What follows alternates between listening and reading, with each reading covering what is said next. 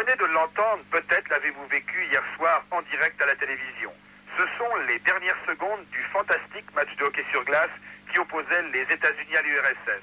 Dans les tribunes de la patinoire de l'Olympic Center, 15 000 personnes fanatisées, hurlant leur joie, brandissant des drapeaux américains. Sur la patinoire, 20 joueurs, foot bonheur, après avoir battu l'URSS, l'un des exploits les plus retentissants de l'histoire des Jeux. Depuis son admission en 1956 aux Jeux Olympiques, le tournoi de hockey sur glace était dominé de manière écrasante par l'URSS. Les Soviétiques, en 6 Olympiades, n'ont été battus qu'une fois par les États-Unis en 1960 à Squaw Valley.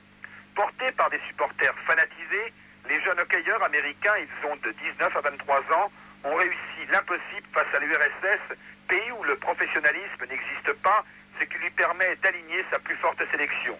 Dans le contexte actuel, cette victoire des États-Unis prend une dimension exceptionnelle. Durant toute la nuit, les Américains ont chanté dans les rues de Lake Placid.